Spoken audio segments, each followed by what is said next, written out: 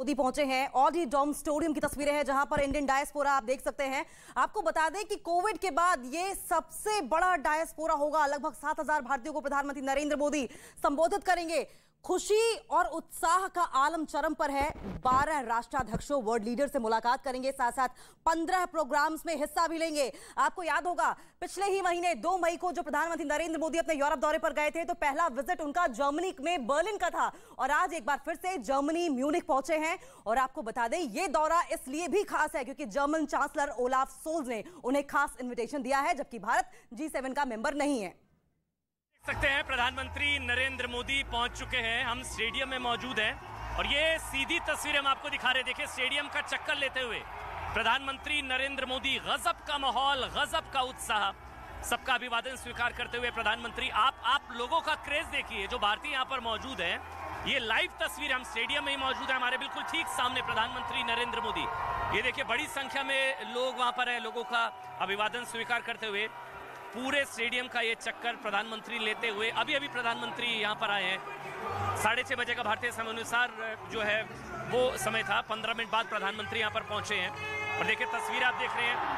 भारत माता की जय, वंदे मातरम, तिरंगे के साथ पूरा ये स्टेडियम गूंजता हुआ। प्रधानमंत्री नरेंद्र मोदी का जोरदार इलेक्ट्रीफाइंग माहौल यहाँ पर आप देखिए।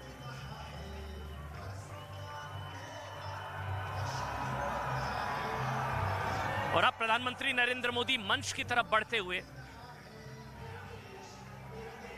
प्रधानमंत्री नरेंद्र मोदी देखिए मंच की तरफ बढ़ते हुए। अब ये मंच जो है वो रिवॉल्विंग स्टेज है, ये स्टेज जो है वो रिवॉल्विंग होगा। ये देखिए प्रधानमंत्री नरेंद्र मोदी मंच पर पहुंचे हैं और एक बार फिर ऊपर खड़े होकर फिर लोगों का अभिवादन स्वीकार करते हुए प्रधानमंत्री नरेंद्र मोदी, क्योंकि वो समझ रहे हैं पूरा यूरोप यहाँ पर, पूरे यूरोप के जितने भारतीय हैं। अब राष्ट्रगान के साथ संभवतः शुरुआत किया जाएगा।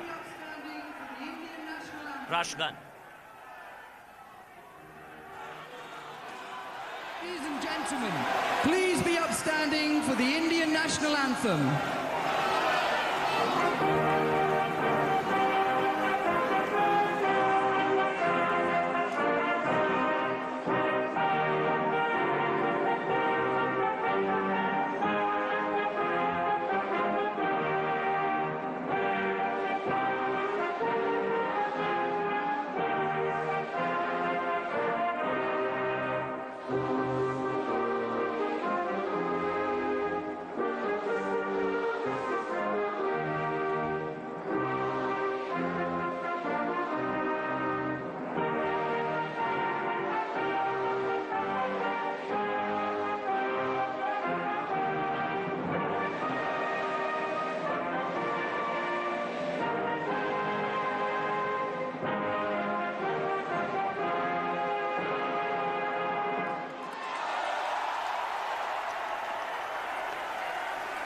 तो राष्ट्रगान के साथ कार्यक्रम का आयोजन देखिए, आगाज जो कल्चरल प्रोग्राम वो रामधुन के साथ शुरू हुआ था और कार्यक्रम जो है वो राष्ट्रगान के साथ प्रधानमंत्री नरेंद्र मोदी अब सब यहाँ पर सेटल डाउन होंगे और उसके संबोधन प्रधानमंत्री का शुरू होता होगा। ये रिवॉल्विंग स्टेज है, वैसे आपको बता दें रिवॉल्विंग क्योंकि 360 डिग्री पर ऑडियंस है, जितने भी लोग हैं तो रिवॉल्विंग स्टेज रहेगा।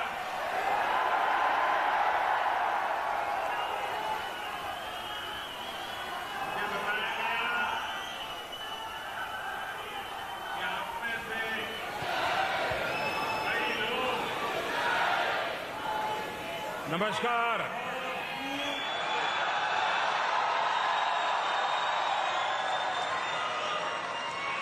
कैसे हैं आप सब?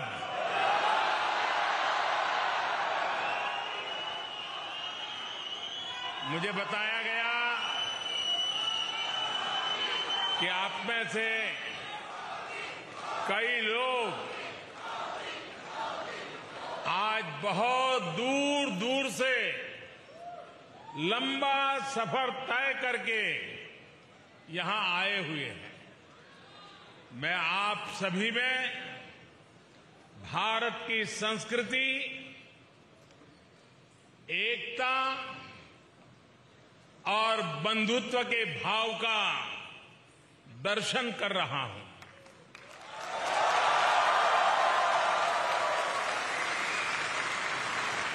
आपका ये स्नेह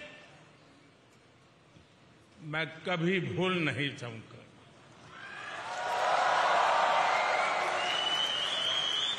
आपके इस प्यार के लिए, इस उत्साह और उमंग के लिए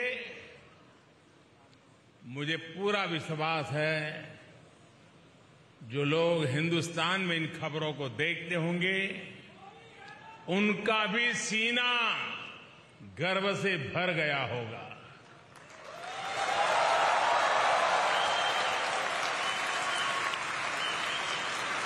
साथियों, आज का दिन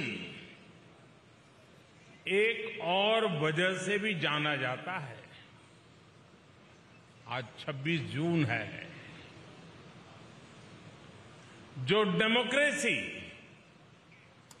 हमारा गौरव है, जो डेमोक्रेसी हर भारतीय के डीएनए में है, आज से 47 साल पहले इसी समय उस डेमोक्रेसी को बंधक बनाने, डेमोक्रेसी को कुचलने का प्रयास किया गया था। आपातकाल का कालखंड, इमरजेंसी, भारत के वाइब्रेंट डेमोक्रेटिक इतिहास में एक काले धब्बे की तरह है। लेकिन इस काले धब्बे पर सदियों से चली आ रही लोकतांत्रिक परंपराओं की श्रेष्ठता भी पूरी शक्ति के साथ विजयी हुई। लोकतांत्रिक परंपराएं इन हरकतों के लिए भारी पड़ी है। भारत के लोगों ने लोकतंत्र को कुचलने की सारी साजिशों का जवाब लोकतांत्रिक तरीके से ही दिया। हम भारतीय कहीं भी रहे, अपनी डेमोक्रेसी पर गर्व करते हैं।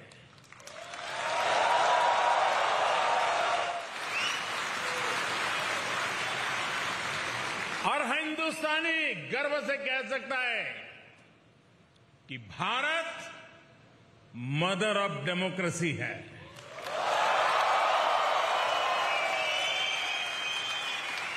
लोकतंत्र का हजारों वर्षों का हमारा इतिहास आज भी भारत के कोने कोने में जीवंत है।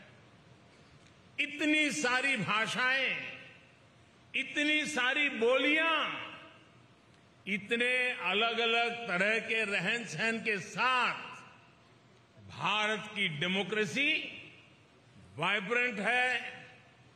हर नागरिक का विश्वास है, उसकी आशा है और प्रत्येक नागरिक के जीवन को सशक्त कर रही है।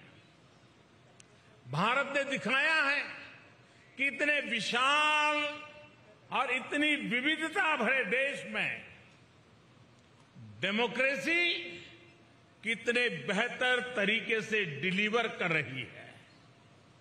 जिस तरह करोड़ों भारतीयों ने मिलकर बड़े बड़े लक्ष्य हासिल किए हैं, वो अभूतपूर्व है। आज भारत का हर गांव ओपन डेफिकेशन फ्री है।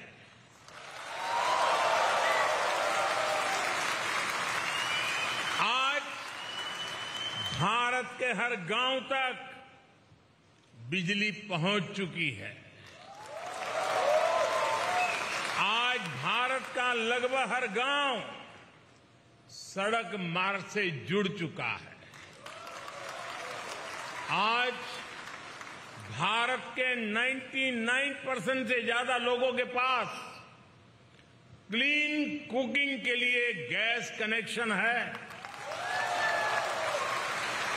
आज भारत का हर परिवार बैंकिंग व्यवस्था से जुड़ा हुआ है।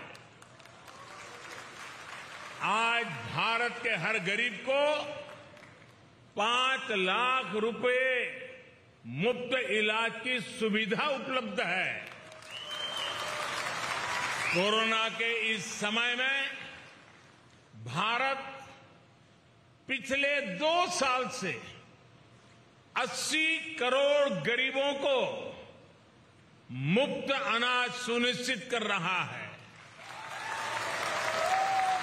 इतना ही नहीं, आज भारत में औसतन हर 10 दिन में, आज स्टार्टअप की दुनिया है ना, हर 10 दिन में एक यूनिकॉर्न बन रहा है।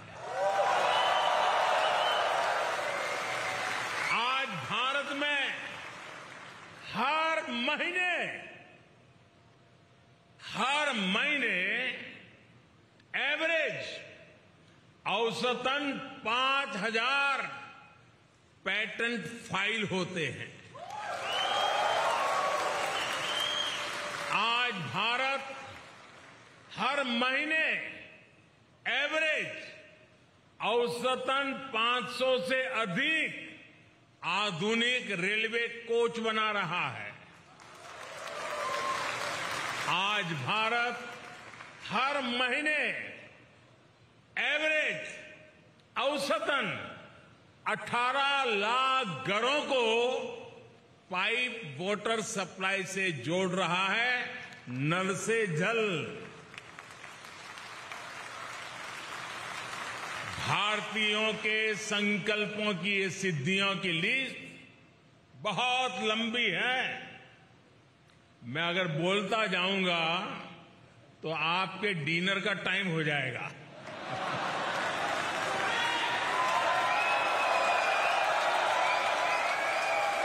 साथियों, कोई देश जब समय पर सही फैसले लेकर सही नीयत से सभी का साथ लेकर चलता है तो उसका तेजी से विकास होना निश्चित है। आप सभी इस बात से परिचित हैं कि पिछली शताब्दी में तीसरी औद्योगिक क्रांति का जर्मनी और अन्य देशों ने कितना लाभ उठाया। भारत उस समय गुलाम था और इसलिए वो इस दौड़ में बहुत पीछे रह गया।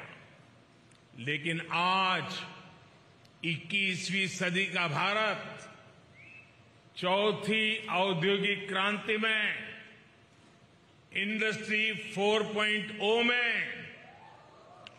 पीछे रहने वालों में नहीं बल्कि इस औद्योगिक क्रांति का नेतृत्व करने वालों में से एक है। इंफॉर्मेशन टेक्नोलॉजी में, डिजिटल टेक्नोलॉजी में भारत अपना परचम लहरा रहा है। दुनिया में हो रहे रियल टाइम डिजिटल पेमेंट्स में से 40% ट्रांजैक्शन भारत में हो रहे हैं। आज भारत डेटा कंजम्पशन में नए रिकॉर्ड बना रहा है। भारत उन देशों में है जहां डेटा सबसे सस्ता है।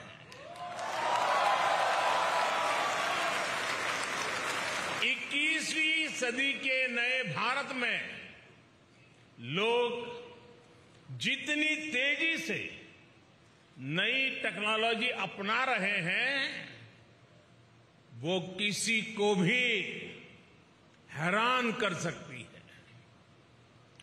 कोरोना वैक्सीन लगवाने के लिए वैक्सीनेशन सर्टिफिकेट पाने के लिए बनाए गए कोविन पोर्टल पर करीब 110 करोड़ रजिस्ट्रेशन हुए हैं।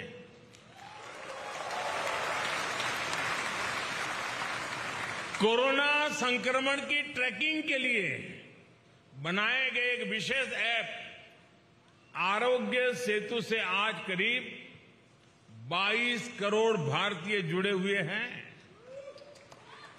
सरकार द्वारा खरीदारी करने के लिए बनाए गए गवर्नमेंट ई मार्केट प्लेस यानी जेम से करीब 50 लाख विक्रेता सेलर्स जुड़े हुए हैं।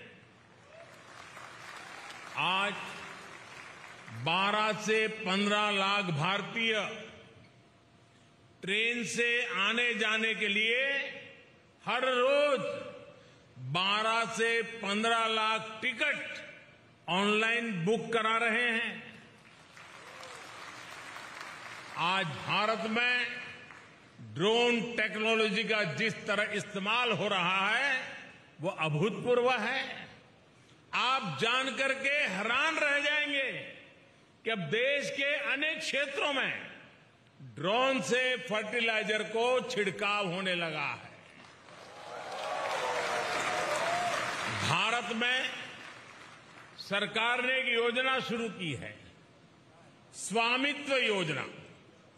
इस योजना के तहत देश के लाखों गांवों में जमीन की मैपिंग, घरों की मैपिंग का काम ड्रोन ही कर रहे हैं। इस अभियान के द्वारा करोड़ों नागरिकों को प्रॉपर्टी सर्टिफिकेट दिए जा रहे हैं। प्राकृतिक आपदाओं के समय, राहत और बचाव के समय भी ड्रोन टेक्नोलॉजी का इस्तेमाल भारत में लगातार बढ़ रहा है। साथियों, आज का भारत होता है, चलता है, ऐसे ही चलेगा।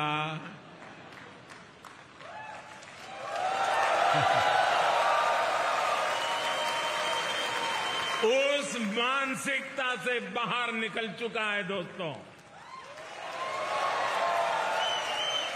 आज का भारत की पहचान है, करना ही है और समय पर करना है। इस संकल्प के साथ हिंदुस्तान चल रहा है। भारत अब तत्पर है, तैयार है, अधीर है। भारत अधीर है प्रगति के लिए, विकास के लिए। भारत अधीर है अपने सपनों के लिए। अपने सपनों को संकल्प के लेकर के सिद्धि तक पहुंचाने के लिए अधीर है। भारत आज अपने सामर्थ्य में भरोसा करता है, अपने आप में भरोसा करता है। इसलिए आज हम पुराने रिकॉर्ड तोड़ रहे हैं और नए लक्ष्य हासिल कर रहे हैं।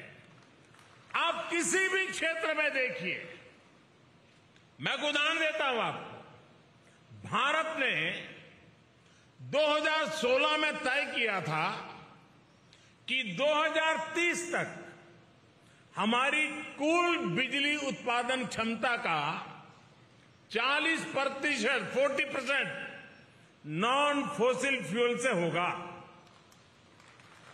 अभी 2030 से हम 8 साल दूर हैं, लेकिन भारत ये लक्ष्य हासिल कर चुका है।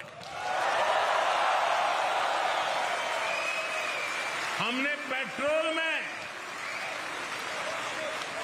पेट्रोल में 10% एथेनॉल ब्लेंडिंग का टारगेट रखा था। ये लक्ष्य भी देश ने डेडलाइन से 5 महीने पहले ही हासिल कर लिया। भारत में कोविड वैक्सीनेशन के स्पीड और स्केल से भी आप भली भांति परिचित है। आज भारत में 90% एडल्ट्स को वैक्सीन की दोनों डोज लग चुकी है। 95% एडल्ट्स ऐसे हैं जो कम से कम एक डोज ले चुके हैं। ये वही भारत है जिसके बारे में कुछ लोग कह रहे थे कि 1.25 अरब आबादी को वैक्सीन लगाने में 10-15 साल लग जाएंगे।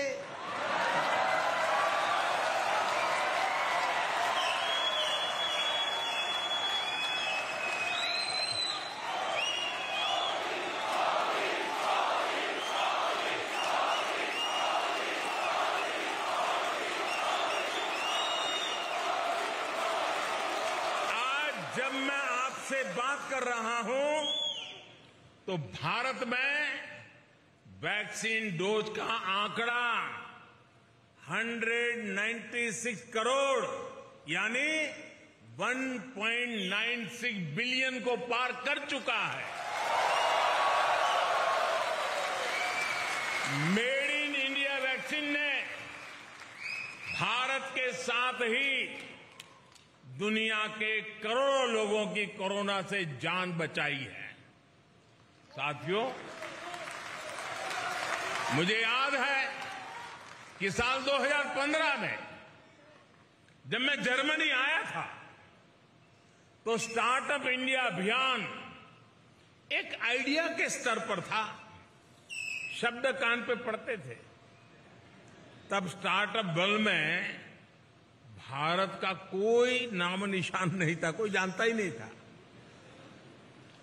आज भारत में दुनिया का तीसरा सबसे बड़ा स्टार्टअप इकोसिस्टम है।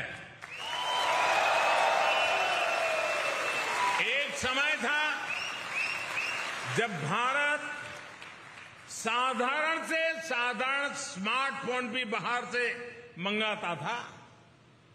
आज भारत दुनिया का दूसरा सबसे बड़ा मोबाइल फोन मैन्युफैक्चरर है और अब भारत में बने मोबाइल दुनिया भर में जा रहे हैं।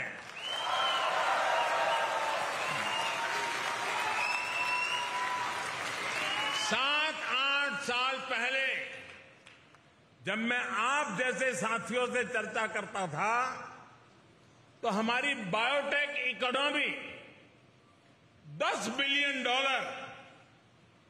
यानी 75,000 करोड़ रुपए की हुआ करती थी। आज ये 8 गुना अधिक बढ़कर $80 बिलियन यानी 6 लाख करोड़ रुपए को पार कर चुकी है। साथियों,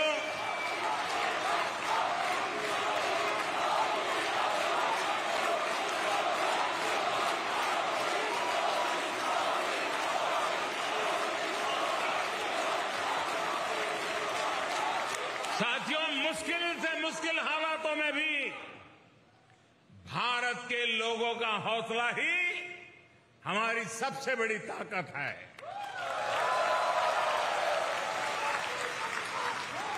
साथियों, पिछले साल हमने अब तक का हाईएस्ट एक्सपोर्ट किया है। ये इस बात का सबूत है कि एक और हमारे मैन्युफैक्चरर्स नए अवसरों के लिए तैयार हो चुके हैं, वहीं दुनिया भी हमें उम्मीद और विश्वास से देख रही है। बीते ही वर्ष भारत ने $111 बिलियन यानी 8,30,000 करोड़ रुपए के इंजीनियरिंग गुड्स का एक्सपोर्ट किया है। भारत के कॉटन और हैंडलूम प्रोडक्ट्स के निर्यात में भी 55% की बढ़ोतरी हुई है। भारत में मैन्युफैक्चरिंग को बढ़ाने के लिए सरकार ने करीब 2 लाख करोड़ रुपए की production link incentive PLI scheme भी शुरू की है। अगले साल हम अपने एक्सपोर्ट टारगेट को और भी बढ़ाना चाहते हैं और आप लोग इसमें काफी मदद भी कर सकते हैं। इसी तरह हमारा एफडीआई इनफ्लो, विदेशी निवेश भी साल दर साल नए रिकॉर्ड बना रहा है। साथियों, जब किसी देश के नागरिक सबका प्रयास की भावना के साथ, जन भागीदारी की भावना के साथ राष्ट्रीय संकल्पों को सिद्ध करने में जुट जाते हैं तो उन्हें दुनिया की बड़ी बड़ी शक्तियों का भी साथ मिलने लग जाता है।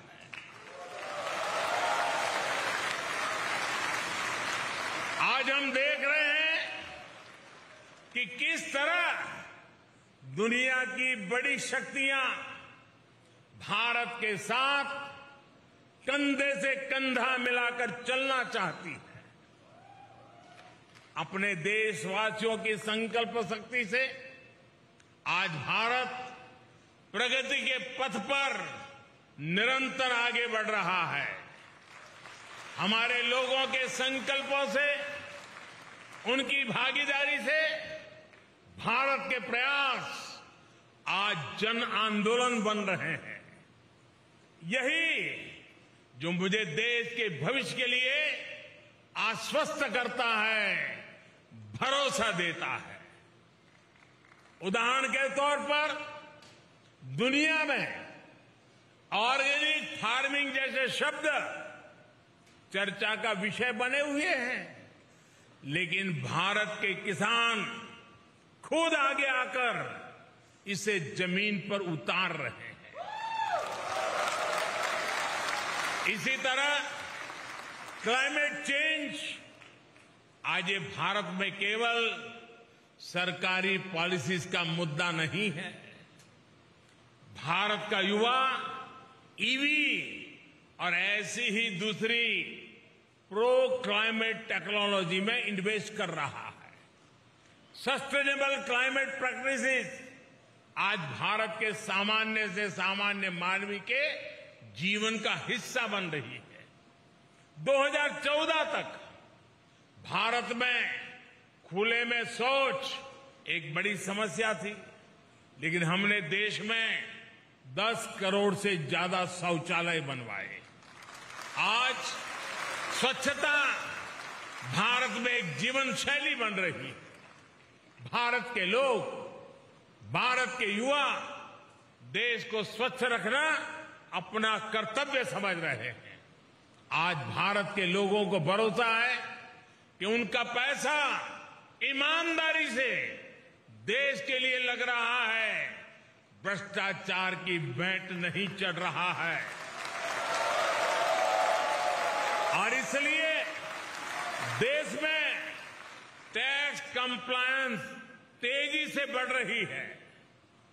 ये किसी कानूनी प्रक्रिया के कारण नहीं है, बल्कि स्वतः स्फूर्त जागरण से हो रहा है। दोस्तों, साथियों, हम सभी भारतीय इस साल अपनी आजादी के 75 वर्ष का पर्व मना रहे हैं, अमृत महोत्सव मना रहे हैं। आजादी के 75वें वर्ष में भारत अभूतपूर्व इंक्लूसिवनेस और इससे प्रोत्साहित होने वाली करोड़ों एस्पिरेशंस का गवाह बन रहा है। भारत आज अभूतपूर्व संभावनाओं से भरा है।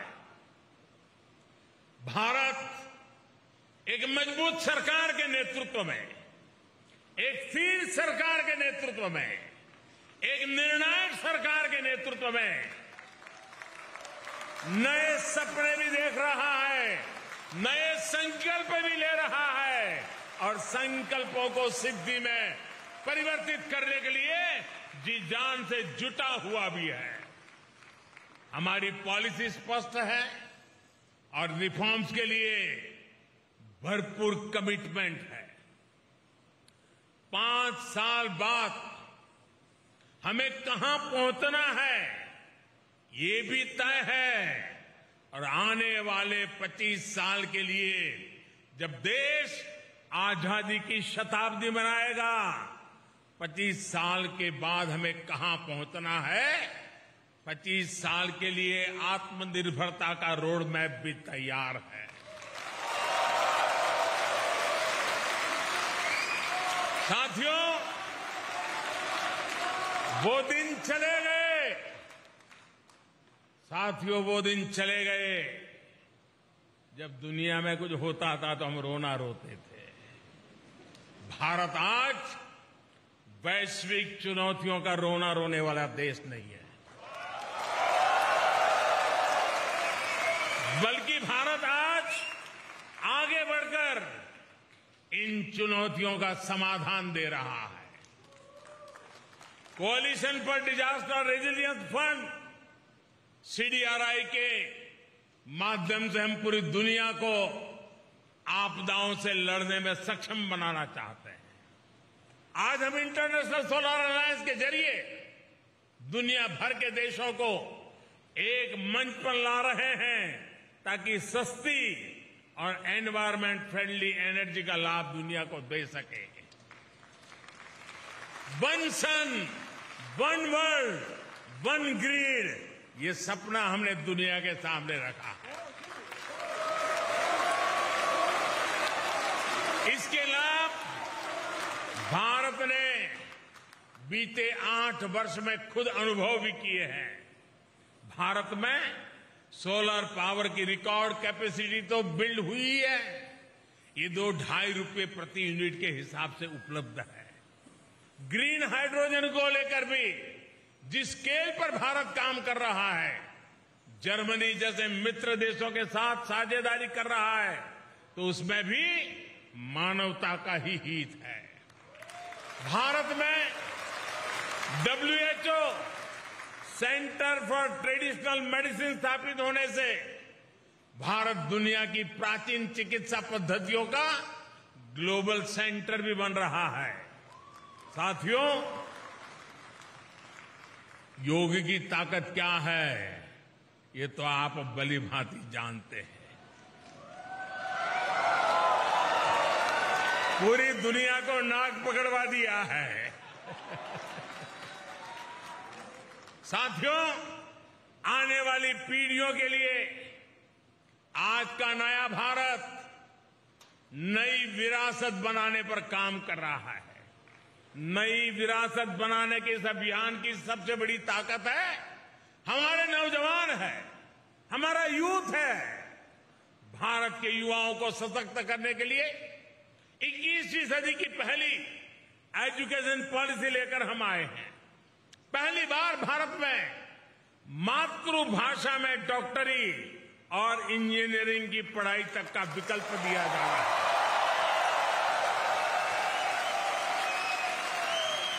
जर्मनी में रहने वाले आप सब लोग तो जानते हैं कि मातृभाषा में डॉक्टरी इंजीनियरिंग पढ़ने का कितना लाभ होता है। अब यही लाभ भारत के युवाओं को भी मिलेगा। नई एजुकेशन पॉलिसी में हायर एजुकेशन और रिसर्च के लिए ग्लोबल पार्टनरशिप पर भी बहुत अधिक फोकस है। इसका जिक्र आज मैं इसलिए भी कर रहा हूं क्योंकि इसमें जर्मनी के संस्थानों के लिए भी बहुत सारे अवसर बन रहे हैं। साथियों, बीते दशकों में आपने मेहनत से, अपने काम से भारत की सशक्त छवि यहां बनाई है। आजादी के अमृतकाल में यानी आने वाले 25 साल में आपसे अपेक्षाएं और बढ़ गई है। आप इंडिया की सक्सेस स्टोरी भी है और भारत की सफलताओं के ब्रांड एम्बेसडर भी हैं। और इसलिए मैं आप सब साथियों को, विश्व भर में फैले हुए मेरे भारतीय भाइयों बहनों को हमेशा कहता हूं कि आप राष्ट्रदूत हैं।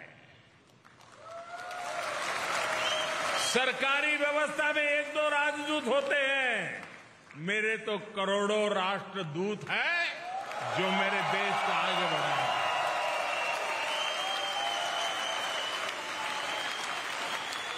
साथियों, आप सबने जो प्यार दिया, जो आशीर्वाद दिए, जो उत्साह और उमंग के साथ इतना बड़ा शानदार कार्यक्रम बनाया, आप सबको मिलने का मुझे मौका मिला, इसलिए मैं एक बार फिर आप सभी का बहुत बहुत आभार व्यक्त करता हूं।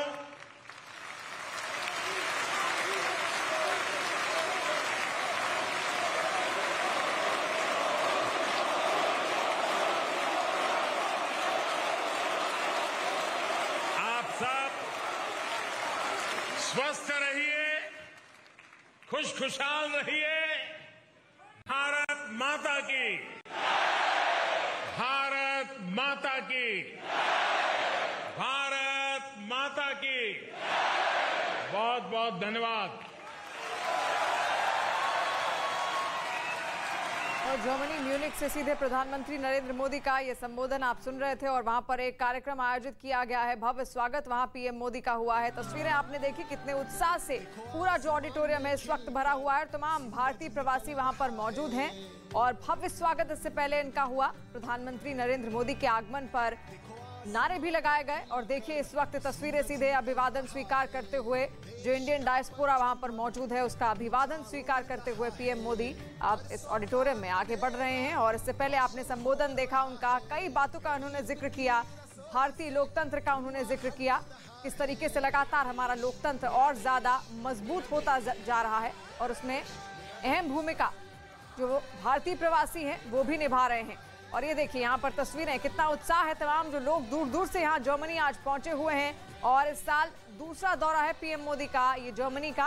और ऐसे में तमाम लोगों का अभिवादन स्वीकार करते हुए वो लगातार आगे बढ़ रहे हैं। जहां भी जाते हैं पीएम मोदी, किसी भी देश के किसी भी कोने में अगर वो जाते हैं तो वहां पर इसी तरीके से गर्मजोशी के साथ भव्य स्वागत उनका किया जाता है। लोग उनके इंतजार में पलकें बिछाए बस एक टक लगाए उनकी झलक देखना चाहते हैं। और ऐसी ही कुछ तस्वीरें इस वक्त म्यूनिख से भी देखने को मिल रही हैं। जर्मनी में पहुंचे हुए हैं और यहाँ पर ग्रुप 7 के जो देश है उनके साथ मुलाकात भी होगी, उनके जो जनप्रतिनिधि होंगे उनके साथ भी बातचीत और वार्तालाप होगा। लेकिन उससे पहले की ये तस्वीरें, जिस तरीके से भारतीय समुदाय ने वहां पर भव्य स्वागत किया है पीएम मोदी का, उत्साह भरा हुआ है, सभी के चेहरे खुश नजर आ रहे हैं। और पीएम मोदी की झलक पाने के लिए सुबह से ही लोग यहाँ पर लंबा इंतजार कर रहे थे।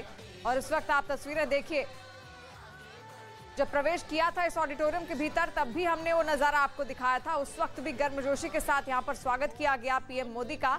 और अब जब संबोधन खत्म हुआ है उसके बाद भी किस तरीके से जो लोग हैं उनका स्वागत करते हुए नजर आ रहे हैं। म्यूनिख में इस वक्त मौजूद हैं प्रधानमंत्री नरेंद्र मोदी। संबोधन उनका यहाँ पर हुआ है और उनके इस आगमन पर भव्य कार्यक्रमों का यहाँ पर आयोजन भी किया गया है और कई सारे सांस्कृतिक कार्यक्रम यहाँ पर किए जाएंगे। उसमें कई सारे डांस फॉर्म्स भी होंगे जो कि भारत की संस्कृति की एक झलक और छवि दिखाएंगे। और देखिए वहां पर इस वक्त म्यूनिख में मौजूद हैं प्रधानमंत्री नरेंद्र मोदी और भारतीय संगीतों से, भारतीय गीतों से इस वक्त गुंजायमान हो रहा है पूरा का पूरा ऑडिटोरियम। आपातकाल का जिक्र किया उन्होंने अपने संबोधन में और साथ साथ भारतीय लोकतंत्र किस तरीके से मजबूती से आगे बढ़ता जा रहा है और दुनिया के लिए एक संदेश और छाप छोड़ रहा है उसका भी उन्होंने जिक्र किया। और डिजिटल प्लेटफॉर्म में, टेक्नोलॉजी के क्षेत्र में किस तरीके से भारत लगातार तरक्की कर रहा है, इन तमाम बातों का उन्होंने जिक्र यहाँ पर किया है।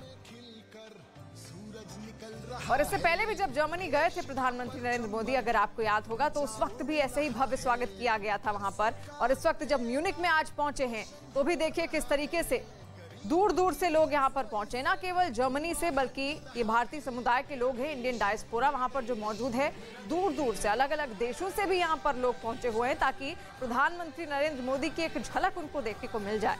और ऐसे में भारी उत्साह उनमें देखने को मिल रहा है। बच्चों से मुलाकात की, जब एयरपोर्ट पहुंचे थे पीएम मोदी तो भी वहां पर भी भव्य स्वागत उनका किया गया था। वहां पर भी इंडियन डायस्पोरा उनके स्वागत में पहुंचा हुआ था। और आज यहां पर एक खास कार्यक्रम केवल और केवल जो भारतीय समुदाय के लोग हैं उनके लिए रखा गया है और उन्हीं को लेकर ये संबोधन यहां पर प्रधानमंत्री नरेंद्र मोदी ने दिया था। लेकिन तस्वीरें आप देखिए, तस्वीरें बहुत कुछ कहती हैं।